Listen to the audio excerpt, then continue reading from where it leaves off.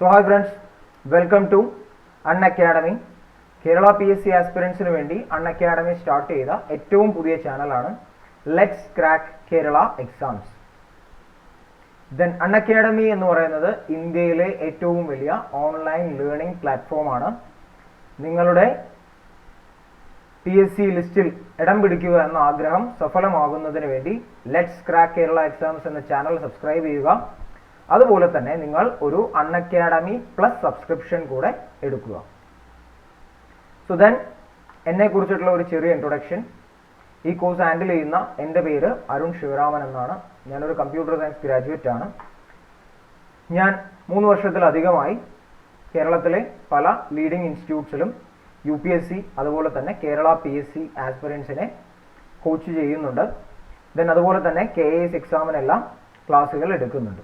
So ഇത്രയാണ് എന്നെ കുറിച്ചിട്ടുള്ള ഒരു brief introduction. Then Unacademy plus subscribe ചെയ്യുന്നതിലൂടെ എന്ത് ബെനിഫിറ്റ് ആണ് ഒരു ആസ്പിറന്റ് എന്നുള്ള നിലയ്ക്ക് നിങ്ങൾക്ക് ലഭിക്കുന്നത് എന്ന് നമുക്കൊന്ന് പരിശോധിക്കാം. ദ ഫസ്റ്റ് ബെനിഫിറ്റ് എന്ന് പറയുന്നത് നിങ്ങൾക്ക് ഡെയിലി ലൈവ് ക്ലാസ്സസ് ലഭിക്കുന്നു.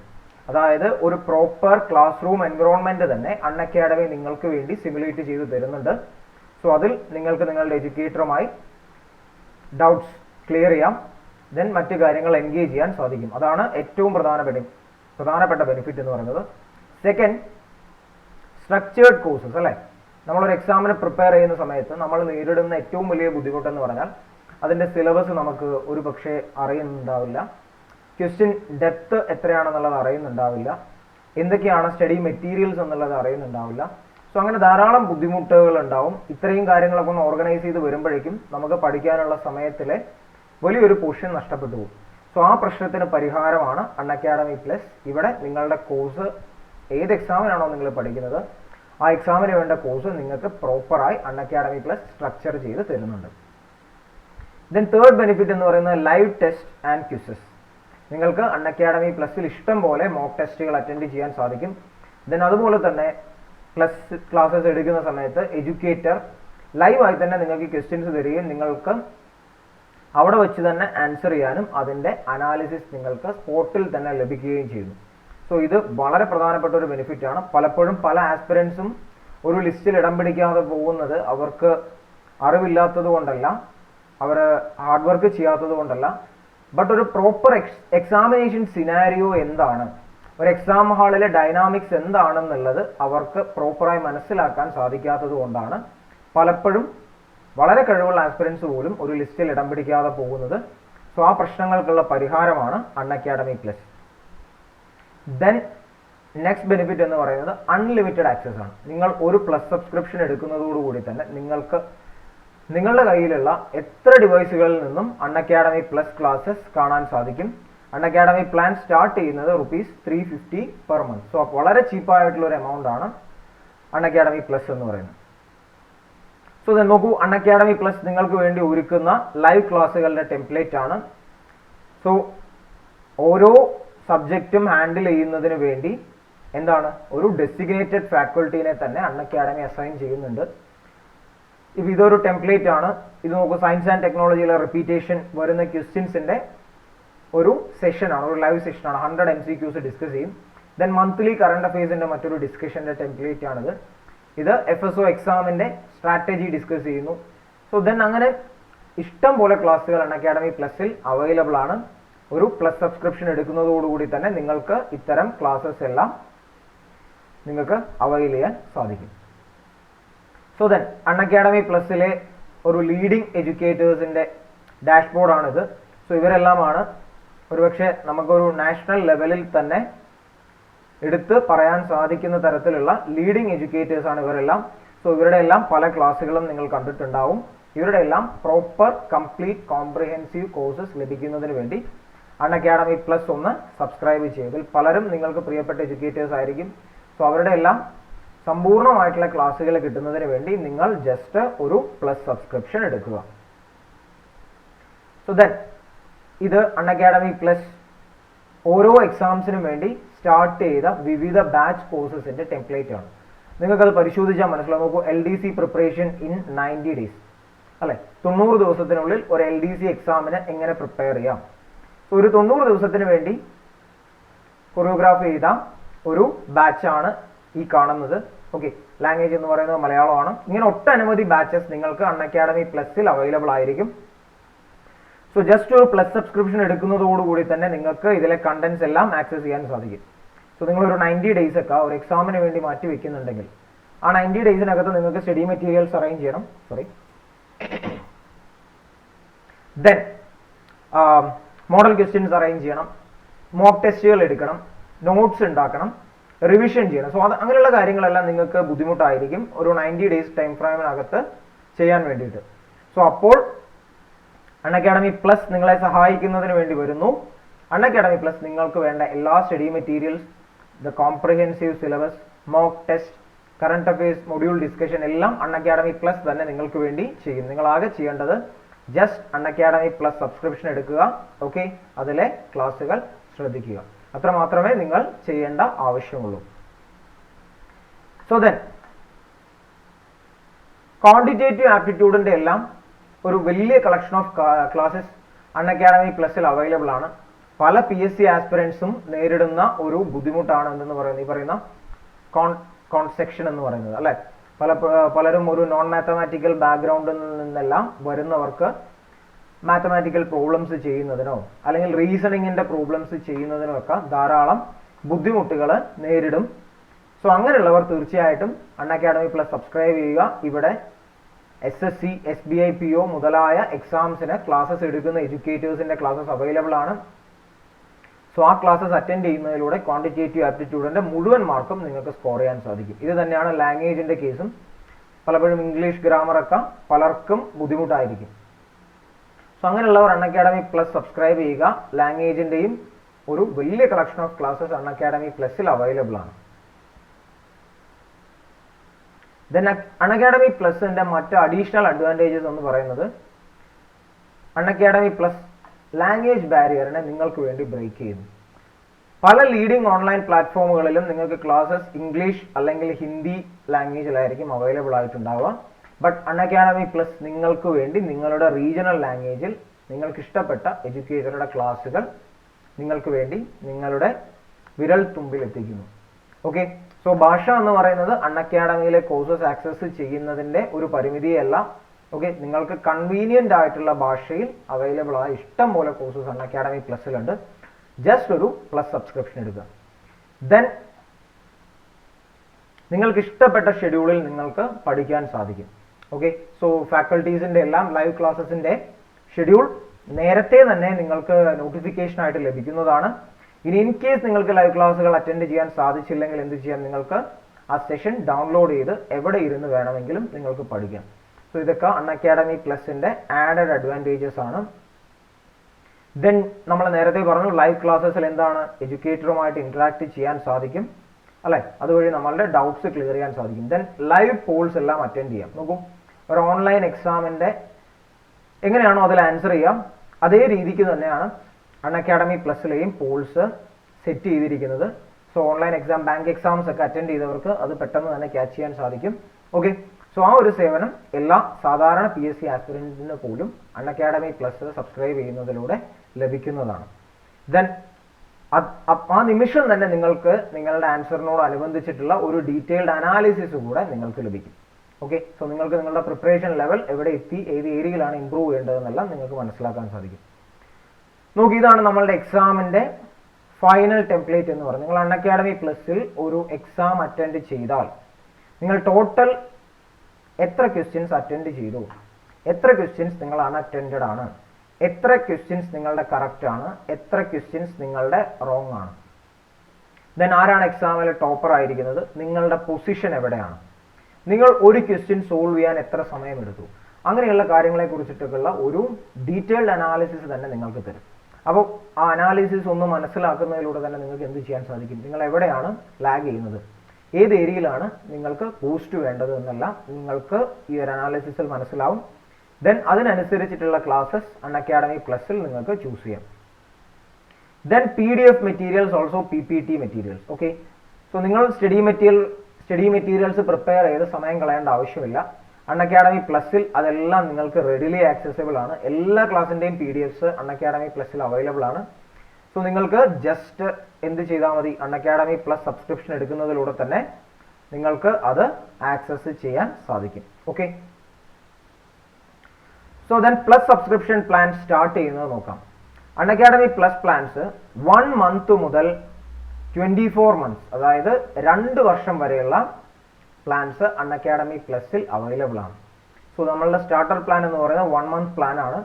1260 rupees ആണ് നമ്മളുടെ സ്റ്റാർട്ടർ പ്ലാൻ എന്ന് പറയുന്നത്. നിങ്ങൾക്ക് അൺഅക്കാഡമി പ്ലാറ്റ്ഫോം ജസ്റ്റ് ഒന്ന് പരീക്ഷിച്ച് നോക്കിയാൽ കൊള്ളാമെന്നുണ്ട്. എന്തൊക്കെയാണ് ഇതിലെ കോഴ്സസ്, എന്താണ്, ഓക്കെ എന്നൊക്കെ നിങ്ങൾക്ക് ഒരു ആഗ്രഹം ഉണ്ടെങ്കിൽ നിങ്ങൾക്ക് ഈ സ്റ്റാർട്ടർ പാക്ക് എടുക്കാം. ജസ്റ്റ് ഒരു ട്രൈ കൊടുക്കാനാണെങ്കിൽ നിങ്ങൾക്ക് 1 മന്തിന്റെ സ്റ്റാർട്ടർ പാക്ക് എടുക്കാം. അതല്ല കുറച്ചുകൂടെ സീരിയസ് ആസ്പിറൻസ് ആണ്, ഇനി വരുന്ന ഏതെങ്കിലും ഒരു 3 മാസത്തിനകത്ത് വരുന്ന ഒരു എക്സാമിന് പ്രിപ്പയർ ചെയ്യുന്ന ഒരു സീരിയസ് ആസ്പിറന്റ് ആണ് നിങ്ങളെങ്കിൽ 3150 rupeesന്റെ പ്ലാൻ നിങ്ങൾക്ക് ചൂസ് ചെയ്യാം. ദെൻ നമ്മളുടെ 6 months പ്ലാൻ എന്ന് പറയുന്നത് 5040 rupees ആണ്. ഓക്കെ, ദെൻ നിങ്ങൾ ഒരു അക്കാഡമിക് ഇയർ മുഴുവനായി പ്രിപ്പയർ ചെയ്യാൻ മാറ്റി വെക്കുന്നുണ്ടെങ്കിൽ ഏറ്റവും എക്കണോമിക്കലായ പ്ലാൻ എന്ന് പറയുന്നത് 6300 rupeesന്റെ പ്ലാൻ ആണ്. ഓക്കെ, സോ ആ പ്ലാൻ വെറും പെർ മന്ത് വെറും 525 rupees മാത്രമേ വരുന്നുള്ളൂ. ഓക്കെ, ദെൻ നിങ്ങളൊരു ലോങ് ടേം ആസ്പയറിംഗ് കാൻഡിഡേറ്റ് ആണ്, അതായത് ഒരു ഫൈനൽ ഇയറോ അല്ലെങ്കിൽ സെക്കൻഡ് ഇയറോ ഒക്കെ പഠിക്കുന്ന ഒരു ആസ്പിറന്റ് ആണ്. ഒരു 2 വർഷം നിങ്ങൾ PSC പ്രിപ്പറേഷന് വേണ്ടി മാറ്റി വെക്കുന്നുണ്ടെങ്കിൽ നിങ്ങൾക്ക് തീർച്ചയായും 7560യുടെ 2 വർഷത്തെ പ്ലാൻ എടുക്കാം. ഓക്കെ, അതിന്റെ ബെനിഫിറ്റ് എന്ന് പറഞ്ഞാൽ ഇനി അടുത്ത 2 വർഷം നടക്കുന്ന എല്ലാ എക്സാംസിന്റെയും കണ്ടന്റ് നിങ്ങൾക്ക് എവിടെ അവൈലബിൾ ആയിരിക്കും, അൺഅക്കാഡമി പ്ലസിൽ അവൈലബിൾ ആയിരിക്കും. സോ അത് മുഴുവൻ നിങ്ങൾക്ക് ആക്സസ് ചെയ്യാൻ സാധിക്കും. സോ വെറും നിങ്ങൾക്ക് ഒരു മാസം 315 രൂപ മാത്രമേ നിങ്ങൾക്ക് ചിലവ് വരുന്നുള്ളൂ. ഓക്കെ, സോ അത് നമുക്ക് വളരെ ചീപ്പായ ഒരു പ്ലാൻ ആണ്. ദെൻ നിങ്ങൾക്ക് സോ ഇത് ഓൾറെഡി ഒരു ഓഫർ പ്രൈസിലുള്ള ഫൈനൽ എമൗണ്ട് ആണ്. ഓൾസോ നിങ്ങൾക്ക് ഇതിൽ വീണ്ടും ഒരു അഡീഷണൽ 10% ഓഫിനുള്ള പ്രൊവിഷൻ ഉണ്ട്. അതിനുവേണ്ടി എൻ്റെ സബ്സ്ക്രിപ്ഷൻ കോഡായ Arun01, ഓക്കെ, സോ ഈ കോഡ് അടിച്ചു കൊടുത്താൽ നിങ്ങൾക്ക് വീണ്ടും ഒരു ഫ്ലാറ്റ് 10% ഓഫ് കൂടെ ലഭിക്കുന്നതാണ്. സോ എല്ലാവരും ഈ സേവനങ്ങൾ പ്രയോജനപ്പെടുത്തുമെന്ന് വിശ്വസിക്കുന്നു. എൻ്റെ സബ്സ്ക്രിപ്ഷൻ കോഡ് മറക്കണ്ട, Arun01, ഓക്കെ. സോ ഇത് ഉപയോഗിച്ച് നിങ്ങൾക്ക് വീണ്ടും ഒരു 10% ഓഫ് കൂടെ ലഭിക്കും. So then coming to our class, നമ്മളുടെ ഇന്നത്തെ ക്ലാസ് എന്ന് പറയുന്നത് ഗവർണറിനെ കുറിച്ചാണ്. ഓക്കെ, എന്താണ് ഒരു സംസ്ഥാന ഭരണത്തിൽ ഗവർണറുടെ റോൾ എന്ന് പറയുന്നത്? നമുക്കറിയാം വളരെ പ്രധാനപ്പെട്ട ഒരു റോൾ ഉണ്ട് അല്ലേ. നമ്മൾ പലപ്പോഴും ഗവർണറുടെ ഓഫീസൊക്കെ ഈ അടുത്ത കാലത്ത് വാർത്തകളിൽ നിറഞ്ഞിരിക്കുന്നത് കാണാം അല്ലെ.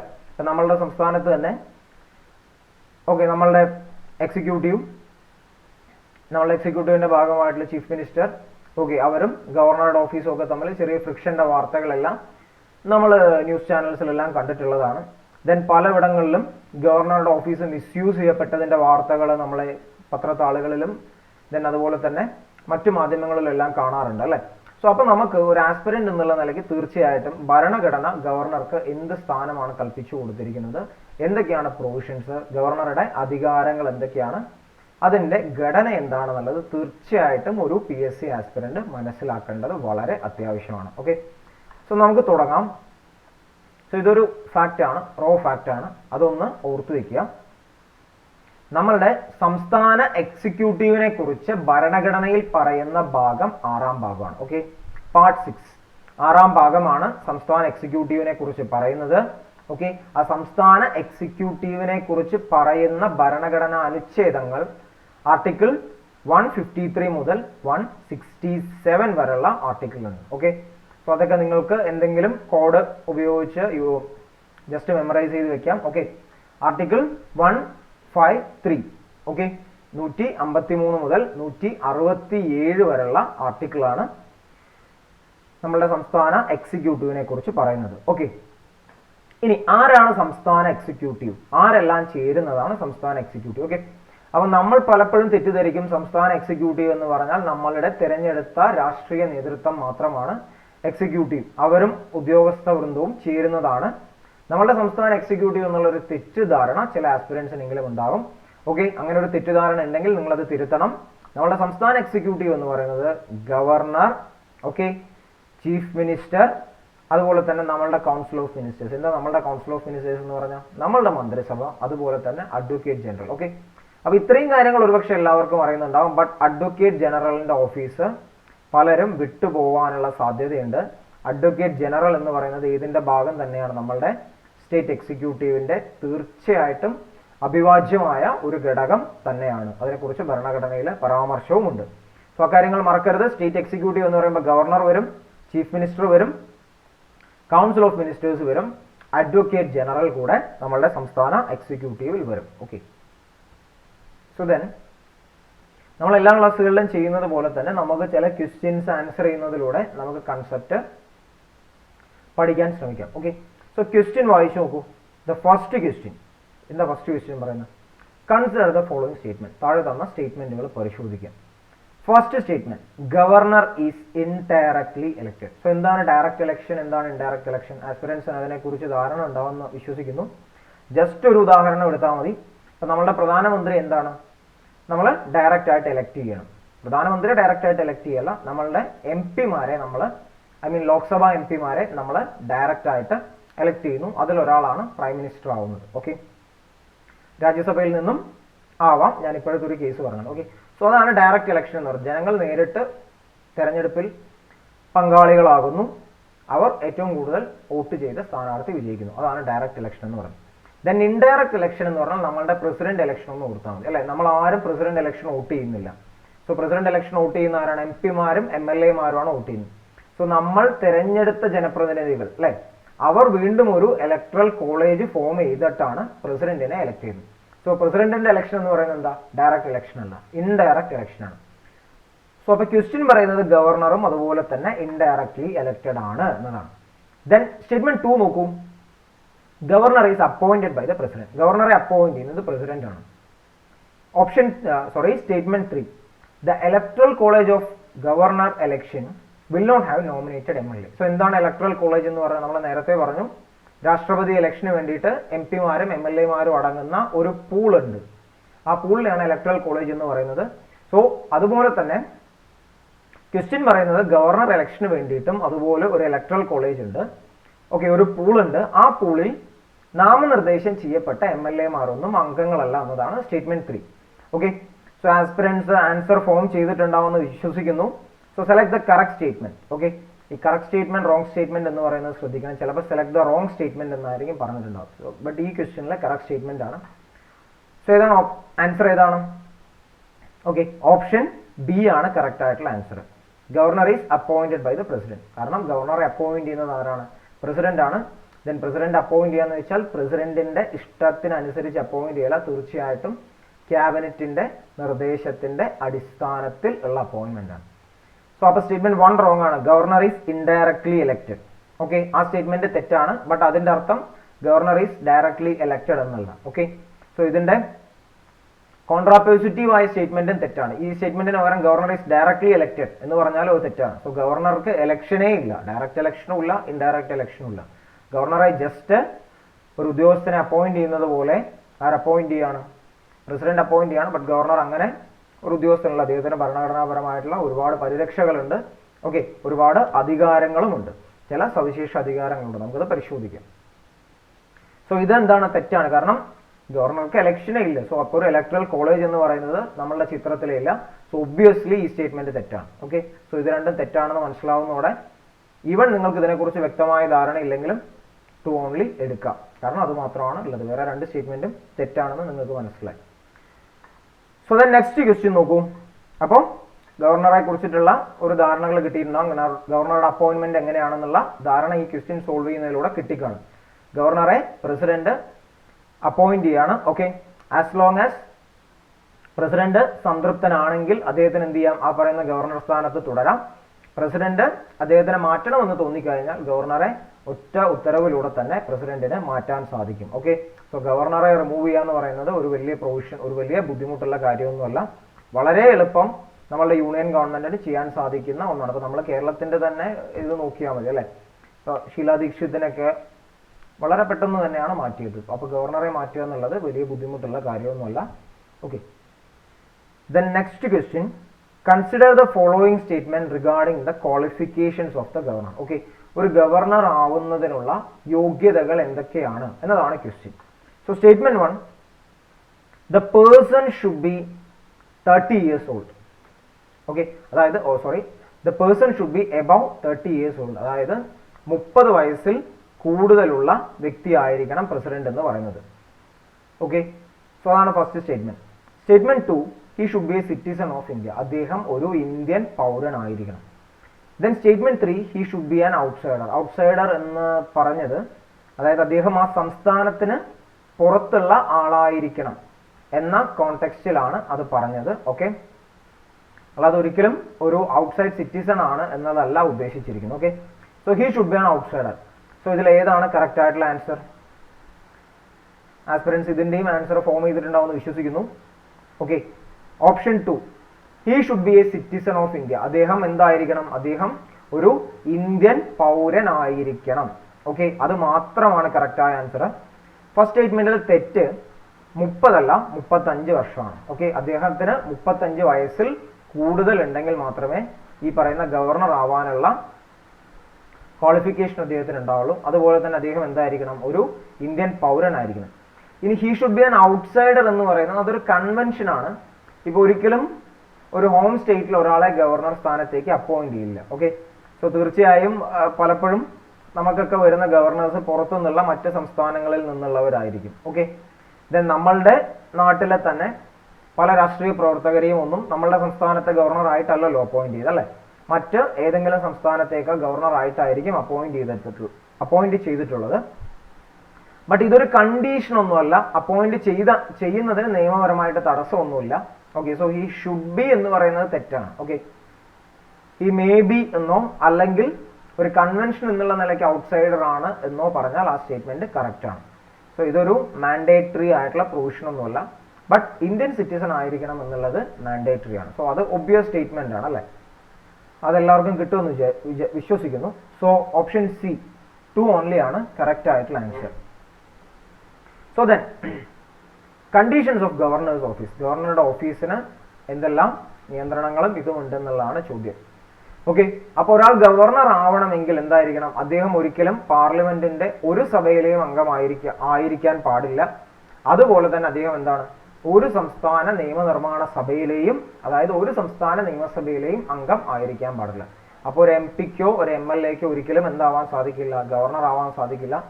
പക്ഷെ ആ പോസ്റ്റിൽ ഇരുന്ന പലരും ഗവർണർ അല്ലേന്ന് നിങ്ങൾ ചോദിക്കും. ഇതിൽ ഇരുന്നു കൊണ്ട് ആവാൻ പറ്റില്ല എന്നാണ് പറഞ്ഞത്. അവർക്ക് ആ സ്ഥാനം രാജിവെച്ചുകൊണ്ട് എന്താവാം? തീർച്ചയായിട്ടും ഗവർണർ ആവാം. Okay, then he should not hold any office of profit. Office of profit എന്ന് പറഞ്ഞാൽ എന്താണ്? ശമ്പളം ലഭിക്കുന്ന മറ്റ് ഒരു തൊഴിലും, അല്ലെ? മറ്റൊരു ഓഫീസും അദ്ദേഹത്തിന് എടുക്കാൻ സാധിക്കില്ല. അപ്പൊ അദ്ദേഹം ഗവർണർ ആണെങ്കിൽ പിന്നീട് സർക്കാരിന്റെ മറ്റ് ആനുകൂല്യങ്ങൾ പറ്റുന്ന ഒരു പോസ്റ്റും അദ്ദേഹം സ്വീകരിക്കാൻ പാടില്ല, അല്ലെ? നമ്മൾ പലപ്പോഴും നമുക്കറിയാം ഓഫീസ് ഓഫ് പ്രോഫിറ്റ് എന്നുള്ളതെല്ലാം പറഞ്ഞു കഴിഞ്ഞാൽ എന്താണ്? പലപ്പോഴും പല MLA-മാരുടെയൊക്കെ ഡിസ്ക്വാളിഫിക്കേഷന് തന്നെ കാരണമാവുന്നൊരു പ്രൊവിഷനാണിത്, അല്ലേ? ഒരാൾ MP ആയിരിക്കും, അയാൾ സർക്കാരിൽ നിന്ന് ശമ്പളം കിട്ടുന്ന അല്ലെങ്കിൽ ആനുകൂല്യങ്ങൾ കിട്ടുന്ന മറ്റെന്തെങ്കിലും ഒരു പോസ്റ്റ് ഉണ്ടെങ്കിൽ എന്താണ്? അത് ഓഫീസ് ഓഫ് പ്രോഫിറ്റ് ആയിട്ട് കണക്കാക്കും. അവരെ അയോഗ്യരാക്കാനുള്ള പ്രൊവിഷനാണത്. ഓക്കെ, സോ ഡൽഹി നിയമസഭയായി ബന്ധപ്പെട്ടെല്ലാമുള്ള ഡിബേറ്റുകൾ ആസ്പിറൻസിന് ഓർമ്മയിൽ ഉണ്ടാവുമെന്ന് വിശ്വസിക്കുന്നു. ദെൻ അതായത് ഇത് ഒരാളെ തന്നെ ഒന്നിലധികം സംസ്ഥാനങ്ങളുടെ ഗവർണർ ആക്കാൻ സാധിക്കുമോ എന്നുള്ളതാണ്. തീർച്ചയായിട്ടും പറ്റും. അതിന് ഭരണഘടനാപരമായിട്ടുള്ള പിന്തുണയുണ്ട്. ഒരു വ്യക്തിയെ ഒന്നോ രണ്ടോ അതിലധികമോ സംസ്ഥാനങ്ങളുടെ ഗവർണർ ആക്കിയിട്ട് മാറ്റാൻ സാധിക്കും. അപ്പോൾ അങ്ങനെയുള്ള ഘട്ടത്തിൽ അദ്ദേഹത്തിന് എല്ലാ സംസ്ഥാനത്തെയും ഗവർണറുടെ ശമ്പളം കിട്ടില്ല. അദ്ദേഹത്തിന്റെ ശമ്പളത്തെ ഈ പറയുന്ന സംസ്ഥാനങ്ങൾക്കിടയ്ക്ക് പ്രസിഡന്റ് തീരുമാനിക്കുന്ന ഒരു പ്രപ്പോർഷനിൽ ഡിവൈഡ് ചെയ്യുകയാണ് ചെയ്യുക. അപ്പൊ ഇതൊക്കെയാണ് ഓഫീസ് ഓഫ് ദ ഗവർണർ. അദ്ദേഹം ഒരിക്കലും ഒരു MLA MP-യോ ആയിരിക്കാൻ പാടില്ല. അദ്ദേഹം പ്രതിഫലം വാങ്ങുന്ന ഗവൺമെന്റിന്റെ പ്രതിഫലമോ ആനുകൂല്യങ്ങളോ കിട്ടുന്ന മറ്റൊരു ഓഫീസിനും അദ്ദേഹം ഇടപെടാൻ പാടില്ല. അതായത് അദ്ദേഹത്തിന്റെ ഭാഗമാകാൻ പാടില്ല. ദെൻ അദ്ദേഹത്തെ എന്താണ്? ഒന്നിലധികമോ സംസ്ഥാനങ്ങളുടെ ഗവർണറായിട്ട് നിയോഗിക്കാൻ സാധിക്കും. ഓക്കെ, ദെൻ നെക്സ്റ്റ് ഗവർണറുടെ സത്യപ്രതിജ്ഞയെ കുറിച്ചിട്ടുള്ള ഒരു ഫാക്റ്റ് ആണ്. ഗവർണറുടെ സത്യപ്രതിജ്ഞയിൽ എന്തെല്ലാം അടങ്ങിയിട്ടുണ്ട് എന്നുള്ളത്. ഫെയ്ത്ത്ഫുള്ളി എക്സിക്യൂട്ട് ചെയ്ത ഓഫീസ്, അതായത് അദ്ദേഹത്തിന്റെ പൂർണ്ണ ബോധ്യത്തിന്റെയും വിശ്വാസത്തിന്റെയും അടിസ്ഥാനത്തിൽ അദ്ദേഹം അദ്ദേഹത്തിന്റെ ഭരണപരമായ ചുമതലകൾ നിർവഹിക്കും. 2, preserve, protect and defend the constitution and the law. നിയമവും ഭരണഘടനയും അദ്ദേഹം എല്ലാ ഘട്ടത്തിലും ഉയർത്തിപ്പിടിക്കും. ഒരു കാലത്തും അദ്ദേഹം നിയമവിരുദ്ധമായോ ഭരണഘടനയ്ക്കെതിരായോ ആയ ഒരു കാര്യവും ചെയ്യില്ല എന്നും അദ്ദേഹം സത്യപ്രതിജ്ഞ ചെയ്യും.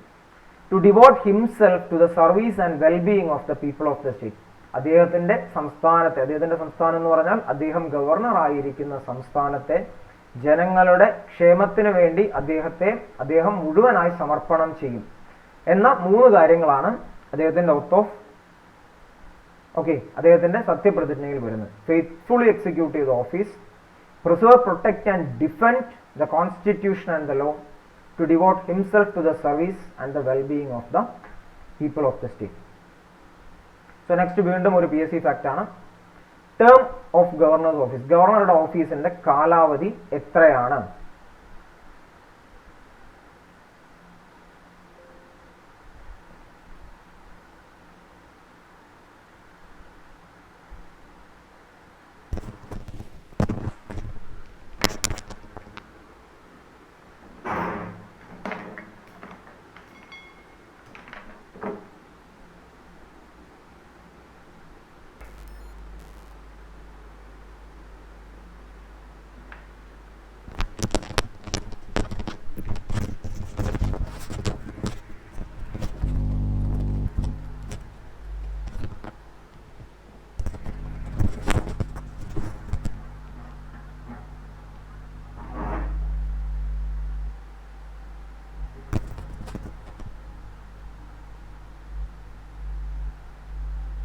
സോറി ഗൈസ്, സോ ക്ലാസ്സിൽ ചെറിയൊരു ഡിസ്ട്രപ്ഷൻ വന്നുപോയി. എന്ന് വെച്ച് കഴിഞ്ഞാൽ എൻ്റെ ലാപ്പിൻ്റെ പവർ പെട്ടെന്ന് തീർന്നു പോയി. സോ പവർ കേബിൾ ഒന്ന് കൊടുക്കുന്നതിന് വേണ്ടിയിട്ടുള്ള ക്ലാസ്സിലൊരു ഡിസ്ട്രപ്ഷൻ വന്നതാണ്. Okay, so sorry for the disruption. നമുക്ക് ക്ലാസ് വീണ്ടും റെസ്യൂം ചെയ്യാം. സോ ടേംസ് ഓഫ് ഓഫീസ്, ഗവർണറുടെ ഓഫീസിന്റെ കാലാവധി എത്രയാണ്? അതായത് 5 വർഷം കാലാവധിയാണ് സാധാരണ ഉള്ളത്.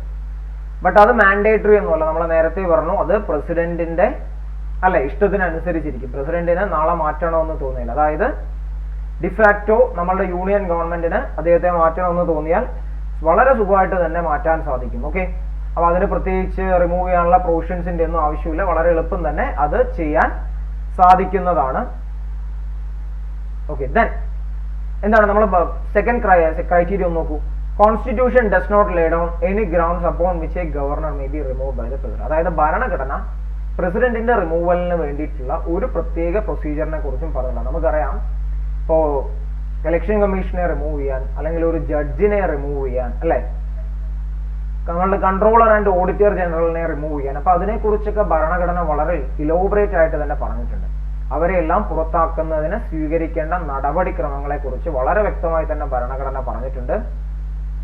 ബട്ട് ഗവർണറുടെ ഓഫീസിനെ കുറിച്ച് അങ്ങനെ ഒന്നും പറഞ്ഞിട്ടേ ഇല്ല. ഗവർണറെ വളരെ എളുപ്പം തന്നെ ഒറ്റ ഉത്തരവിലൂടെ തന്നെ റിമൂവ് ചെയ്യാൻ സാധിക്കും.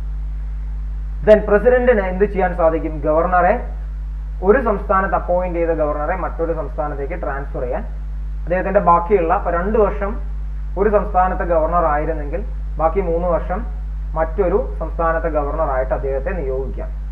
പിന്നീട് അദ്ദേഹം റീ അപ്പോയിന്റ്മെന്റിന് എലിജിബിൾ ആണ്. അതായത് അദ്ദേഹം ഗവർണറായി 2 വർഷം ഗവർണറായി എന്നുള്ളത് കൊണ്ട് ഇനി അദ്ദേഹത്തെ വീണ്ടും ഗവർണർ ആക്കാൻ പറ്റില്ല ഒന്നുമില്ല. ഓക്കെ, അദ്ദേഹത്തിനെ തീർച്ചയായിട്ടും ഗവൺമെന്റിന് റീ അപ്പോയിന്റ്മെന്റ് ചെയ്യാം.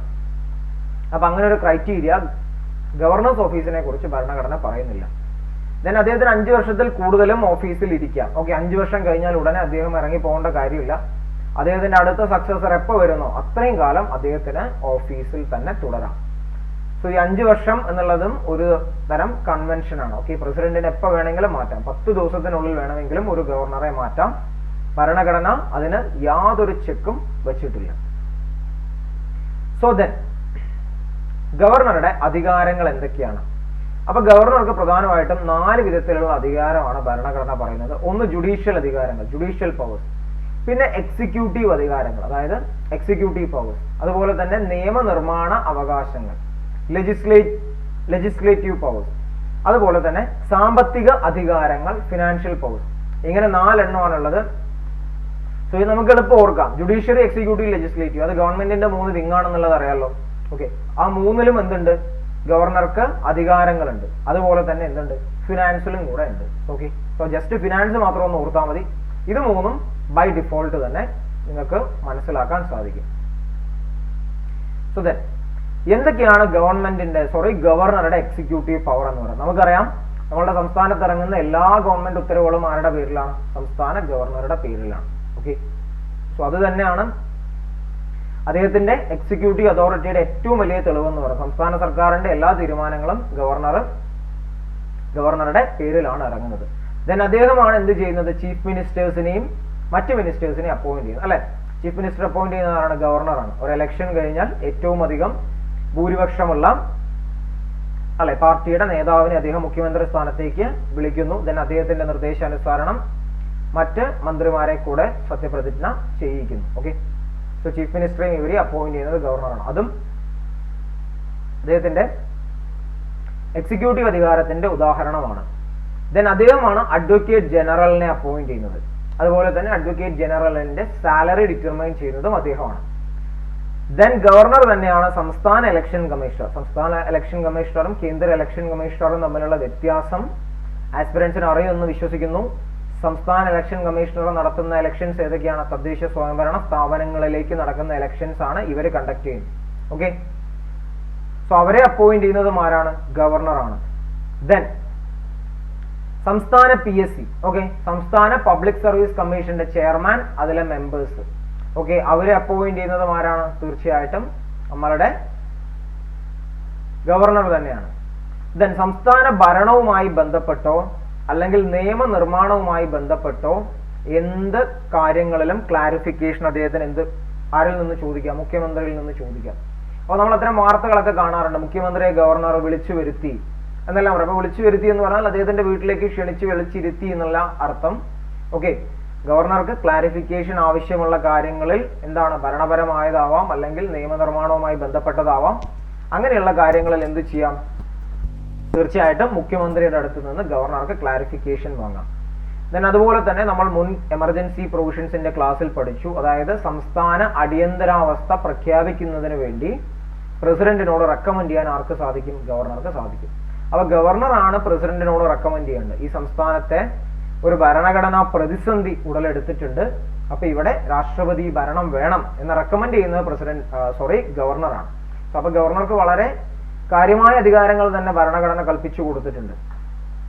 ദെൻ അദ്ദേഹമാണ് സംസ്ഥാനത്തെ എല്ലാ യൂണിവേഴ്സിറ്റികളുടെയും ചാൻസലർ സ്ഥാനത്തിരിക്കുന്നത്. ഓക്കെ, അപ്പൊ അദ്ദേഹമാണ് വൈസ് ചാൻസലേഴ്സിനെ അപ്പോയിന്റ് ചെയ്തത്. He himself is the chancellor of universities in the state.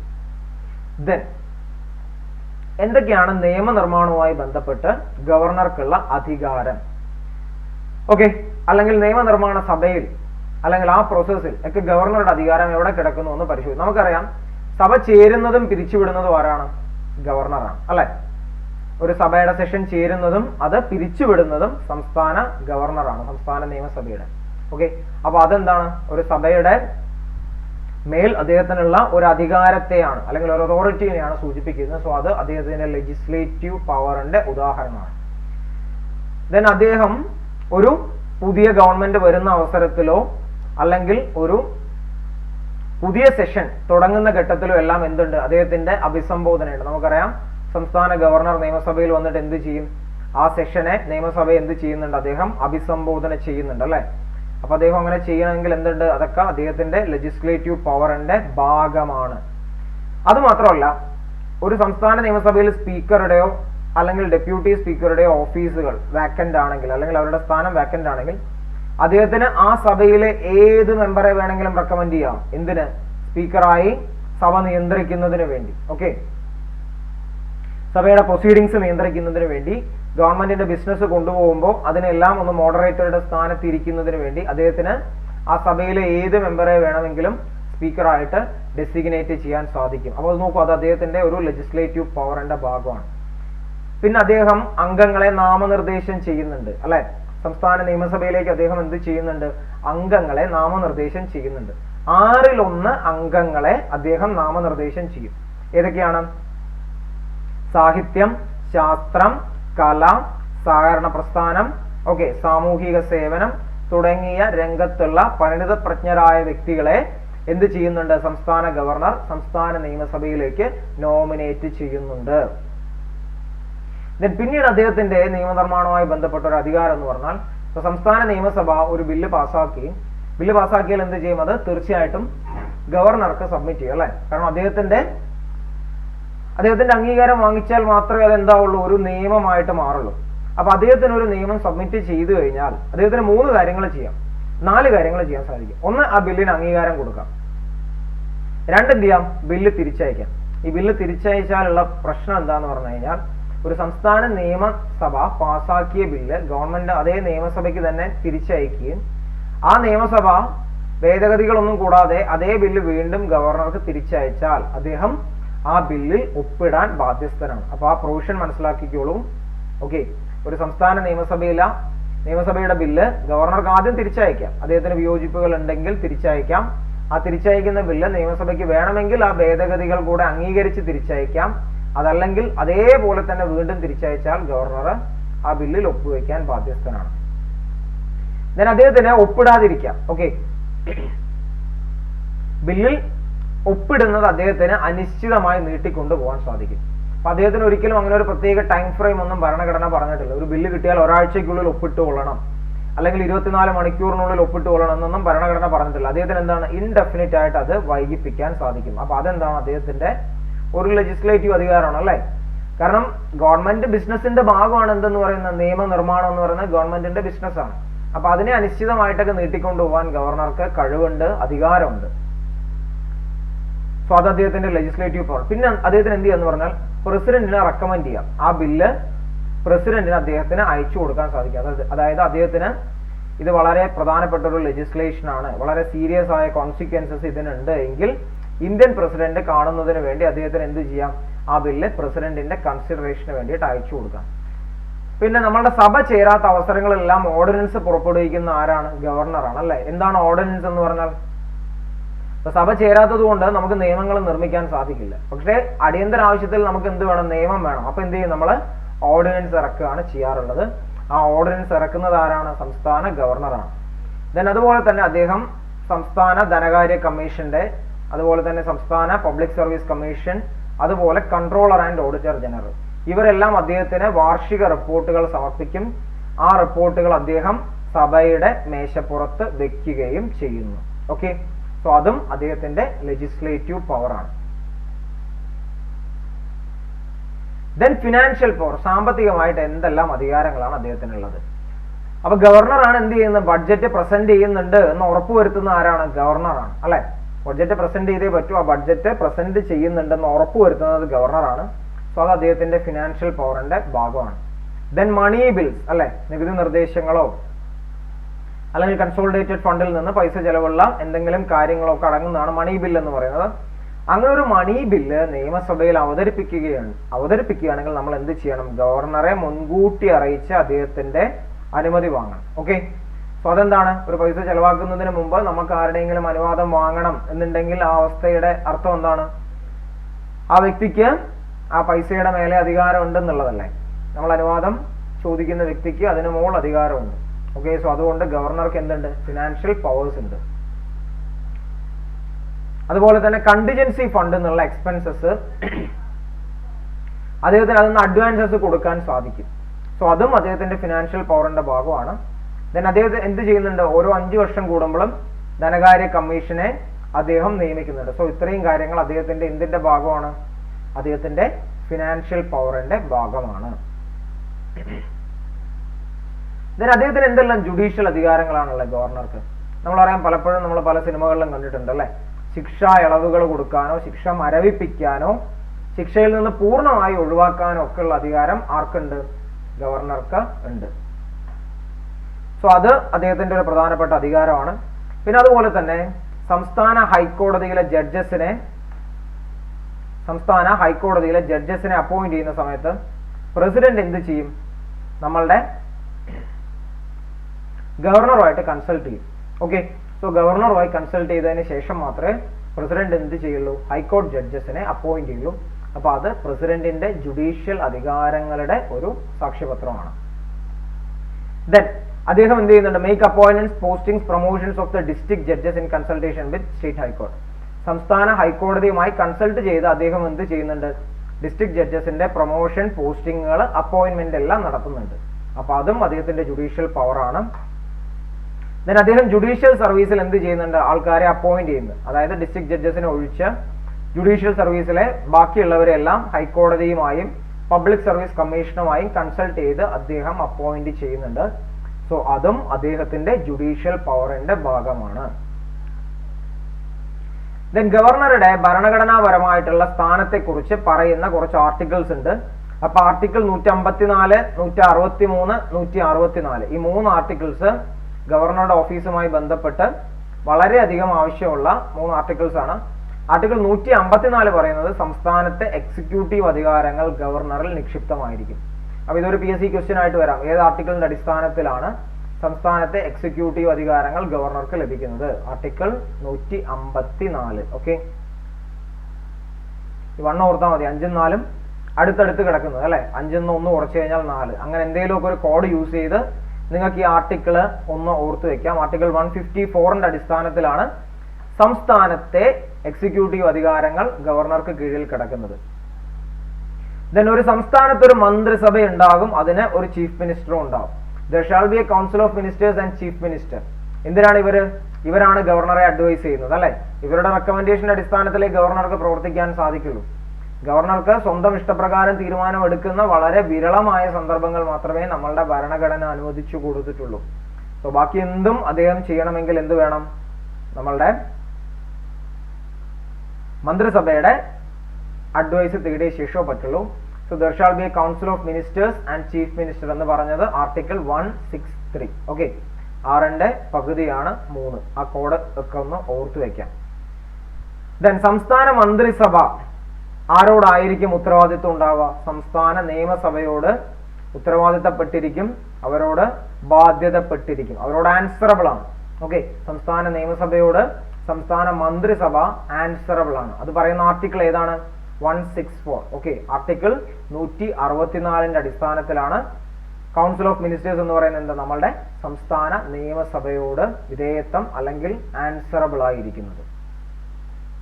Okay, so ഇത്രയാണ് ഗവർണറുടെ ഓഫീസിനെ കുറിച്ചിട്ടുള്ള പ്രധാനപ്പെട്ട ക്വസ്റ്റ്യൻസ്. തീർച്ചയായിട്ടും പൊളിറ്റൈസേഷനിൽ 1ഓ 2ഓ അതിലധികമോ ക്വസ്റ്റ്യൻസ് ഒക്കെ ഗവർണറുടെ ഓഫീസിൽ നിന്ന് പ്രതീക്ഷിക്കാം. കാരണം എന്താ വെച്ചാൽ കറണ്ട് അഫയേഴ്സിന്റെ ഭാഗമായിട്ട് ഗവർണറുടെ ഓഫീസിന്റെ മിസ്യൂസിനെ കുറിച്ച് വളരെ വലിയ ഡിസ്കഷൻസ് നടക്കുന്ന ഒരു സമയമാണ്. ഓക്കെ, അതുകൊണ്ട് തീർച്ചയായിട്ടും ഗവർണറുടെ ഓഫീസുമായിട്ട് ബന്ധപ്പെട്ട കാര്യങ്ങൾ ഉണ്ടാവാം. ഓക്കെ, സോ ക്ലാസ് എല്ലാവർക്കും ഇഷ്ടപ്പെട്ടു എന്ന് വിശ്വസിക്കുന്നു. നിങ്ങൾ തീർച്ചയായിട്ടും ഈ വീഡിയോ ലൈക്ക് ചെയ്യണം. അതുപോലെ തന്നെ ഇത് നിങ്ങളുടെ സുഹൃത്തുക്കൾക്ക് ഷെയർ ചെയ്യുക. ദെൻ ഞങ്ങളുടെ ചാനലായ let's crack Kerala exam subscribe ചെയ്യുക. ദെൻ പ്ലസ് സബ്സ്ക്രിപ്ഷൻ എടുക്കുന്ന വേളയിൽ എൻ്റെ സബ്സ്ക്രിപ്ഷൻ കോഡായ Arun01 മറക്കാതെ എൻ്റർ ചെയ്യുക. നിങ്ങൾക്ക് ഒരു 10% ഓഫ് കിട്ടും. ദെൻ ലെറ്റ്സ് ക്രാക്ക് ഇറ്റിന് ഒരു ടെലഗ്രാം ചാനൽ ഉണ്ട്, അത് ജസ്റ്റ് ഒന്ന് ജോയിൻ ചെയ്യുക. അതുവഴി നിങ്ങൾക്ക് വിലപ്പെട്ട സ്റ്റഡി മെറ്റീരിയൽസ് കൂടെ അവൈലബിൾ ആയിരിക്കും. So that's all about today's class. Thank you. Have A great day.